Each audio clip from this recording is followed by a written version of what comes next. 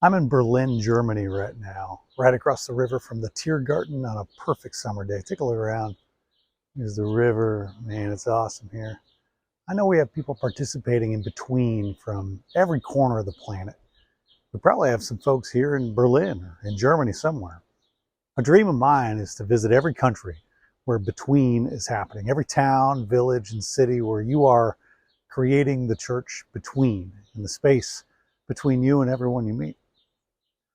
Right now, I'm on a family vacation with stops planned for 5 European countries. We've been wildly blessed to be able to show our kids more of the world than I ever dreamed I'd be able to see when I was little, when I was their age. And I know not everyone gets to travel like this. I'm just so grateful for every new town we get to see, every new street we get to walk on, because being here makes the people real. Being here makes the diversity of God's magnificent universe understandable. Being here, traveling, makes the culture, the traditions, the faith, and the stories that come from every locale make sense. There's a passage in the Old Testament, book of Job. That book is actually written as like a sacred conversation between a few friends, by the way. The passage reads like this: "But no stranger had to spend the night in the street, for my door was always open to the traveler." That's Job 31:32, I think. When we travel, we typically do a pretty good job of making hotel reservations. We don't often find ourselves spending the night in the street, thank goodness. This is our hotel right over here, by the way, by this little boat on the river. But I think about all the little ways that people have shown up for us when we've traveled. People who give directions to the right train station. We've needed that a lot on this trip. People who help us translate signs and menus. I'm not very good at German. People who tell us about their favorite local spots for food and culture. People who are curious about our lives in the US. People who forgive what are, I'm sure, our annoying American tourist traits. I promise we try to be cool. Do me a favor. Think back to all the best memories you have, all the best stories you find yourself sharing from your own travel adventures. Whether you find yourself traveling the world or even just exploring the towns and neighborhoods not far from home, I bet you have some wonderful memories from your own travel adventures. Now pause. Think of the people in those memories. Think of the people you were with and the people who showed up for you when you got there. Think of the people who always had a door open for the traveler. We always spend so much time planning for things to do and places to see when we travel: monuments, restaurants, museums, and activities, but we often, very often, fail to plan for encounters with real people. And it's these encounters that make our travel adventures last in our hearts forever.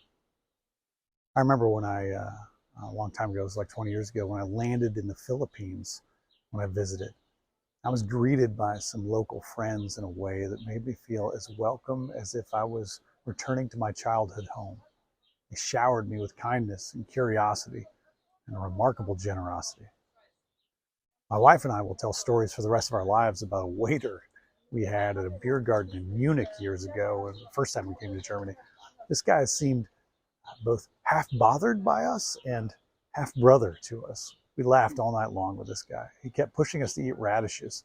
That's what we remember. We tell stories about that all the time. We're still not sure if we were being hazed or if he was genuinely a fan of these traditional Bavarian vegetable delights. The liters of beer that we had that night made the encounter even more colorful in our memories, I'm sure. The way our family tells stories about a Rastafarian parking attendant we met in a little surfing town in Costa Rica is another travel memory that I will never forget. This guy was somehow wildly suspicious when he approached us on the side of the road about protecting our car, and eventually both deeply trustworthy and delightfully fun by the time we left. Our kids talk about that guy all the time. I could tell stories all day about the people we've met on our travels, and I can't wait to share stories about this trip that we're on right now. And should I encounter someone who is traveling, whether they're on a touristy jaunt or maybe even on some kind of spiritual journey, may my door always be open to them. I hope you'll welcome a traveler into your life this week.